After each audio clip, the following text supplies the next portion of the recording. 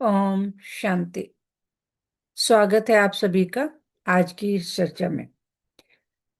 क्या आपने कभी अनुभव किया है कि भारत में भगवान को, शिव परमात्मा को अनेकों नामों से पुकारा जाता है। उन्हें अमरनाथ कहते हैं, पतित पावन कहते हैं, बबूलनाथ भी कहते हैं। तो आज हम इस चर्चा में जानेंगे कि शिव बाबा को बबूलनाथ क्यों कहा जाता है। एक बार फिर से आप सभी का स्वागत है।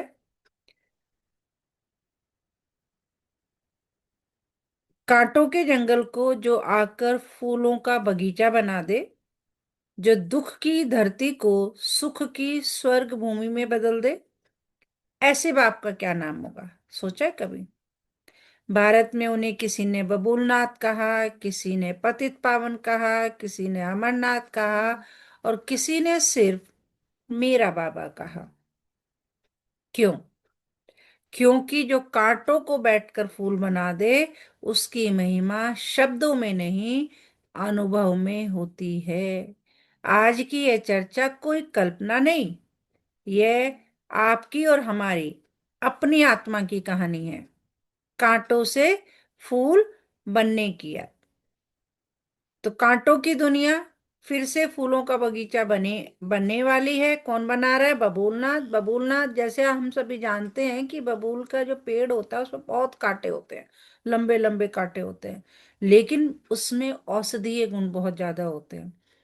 तो आज हम जानेंगे कि मोस्ट बिलीवर्ड श्री बाबा कौन है, हम उन्हें क्यों भूल गए हैं और वह हमें कैसे फिर से विश्व का मालिक बना रहे हैं। आइए दिल से सुनते हैं और आत्मा से समझते हैं। रवि एक सफल व्यक्ति था।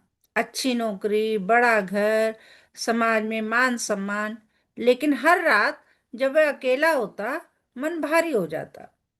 एक दिन उसने अपनी माँ से कहा, माँ, सब कुछ तो ठीक है जिंदगी में, फिर भी लगता है कुछ कमी है। माँ ने शांत स्वर में कहा, बेटा, तुमने सब रिश्ते निभाए पर अपने असली बाप को भूल गया। रवि एकदम से चौंक गया। असली बाप? मैं कैसे भूल सकता हूँ? रोज तो मिलता हूं उनसे। माँ, मेरे पापा तो मेरे साथ ही हैं। माँ मुस्कुराई।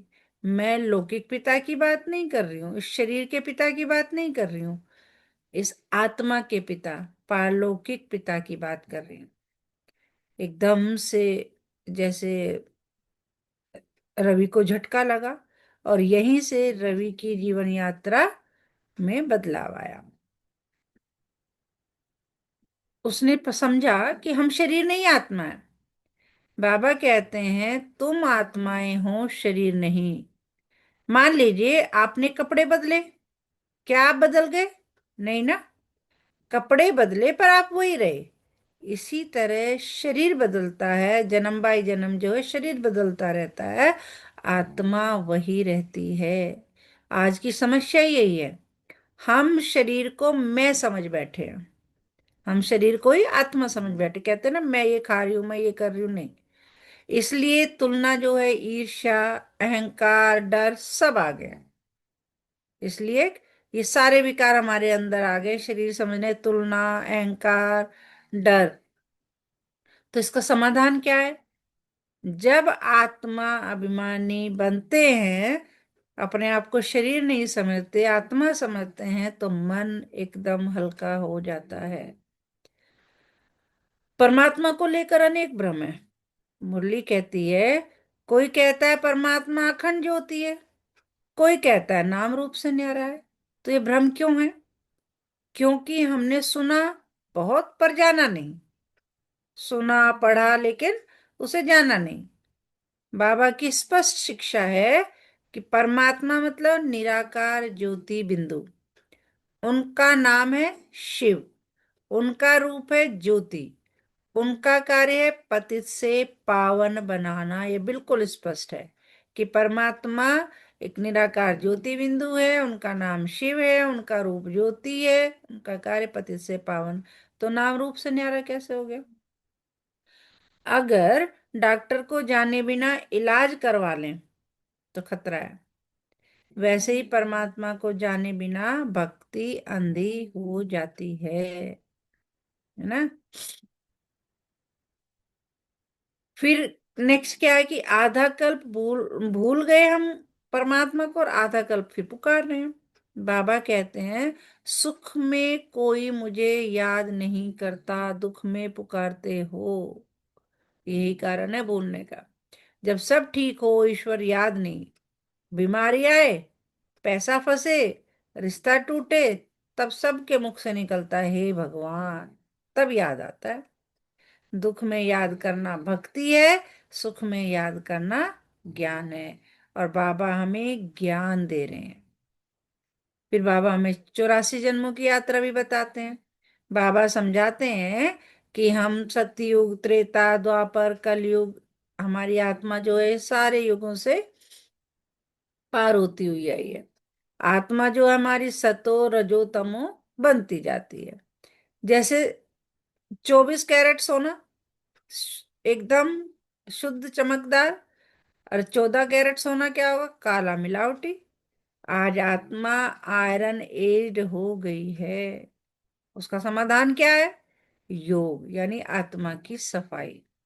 जैसे पानी से कपड़ा साफ होता है, वैसे याद से आत्मा शुद्ध होती है।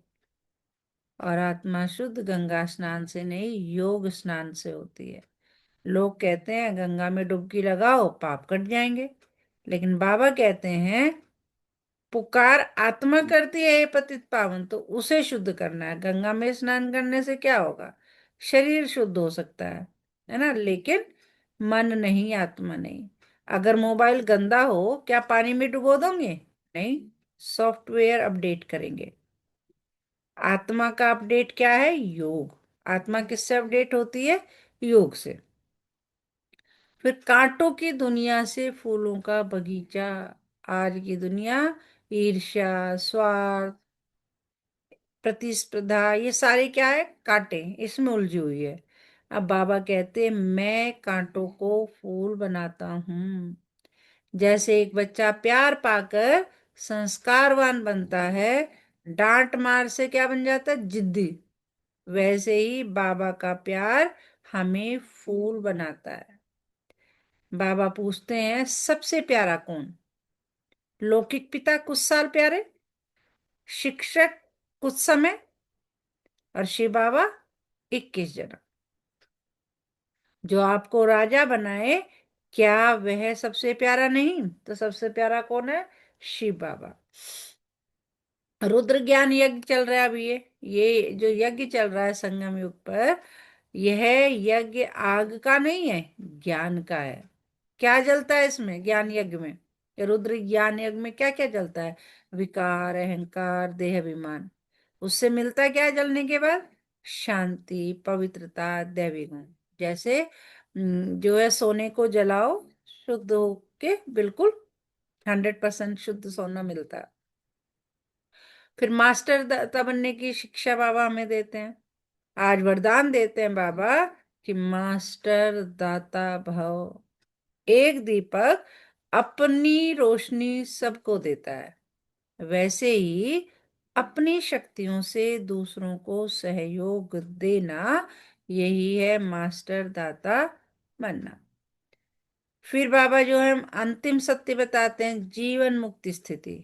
बाबा कहते हैं, देह देह संबंध पुरानी दुनिया से मुक्त बनो। जैसे पिंजरे में पंछी जीवित है पर मुक्त नहीं, बाबा कहते हैं जीते जी मुक्त बनो। तो आज जो है हमने इस चर्चा के माध्यम से क्या जाना, कि हम आत्मा है, शिव बाबा हमारे सच्चे पिता है, योग से आत्मा शुद्ध होती है, कांटों से फूल बनने के लिए हमारा शिव परमात्मा यानी बबूलनाथ आ गए हैं, विश्व मालिक बनने की ये हमारी बहुत ही स्वर्णिम घड़ी है जो संगम युग चल रहा है। उसमें परमात्मा हमें गुणों से, शक्तियों से, ज्ञान से भरपूर करके हमें स्व परिवर्तन और विश्व परिवर्तन का संदेश दे रहे हैं। तो आज स्वयं से पूछिए, क्या मैं किसी के लिए कांटा हूं या फूल। अगर यह चर्चा आपके हृदय को छू गई हो, तो सब्सक्राइब करें, शेयर करें और कमेंट में लिखें ओम शांति। और फिर अफर्मेशन दे अपने आप को पूरे दिन के लिए, जब भी समय मिले, मैं आत्मा हूं, शरीर नहीं। अपने आप को याद दिलाते रहें बीच बीच में। शिव बाबा मेरे सच्चे पिता है, मेरे इस आत्मा के पिता है। मैं योग से आत्मा को शुद्ध कर रही हूँ। मैं कांटा नहीं, खुशबूदार फूल हूँ। मैं विश्व मालिक बनने की तैयारी में हूँ। ओम शांति। प्यारे आत्माओं, याद रखिए, बाबा आए हैं और खाली हाथ नहीं आए। वह हमें कांटों से फूल और बैगर से प्रिंस बनाने आए हैं। तो इसी नशे में रहना है। तो अगली वीडियो में फिर मिलेंगे एक नई रूहानी यात्रा के साथ। अच्छा, ओम शांति।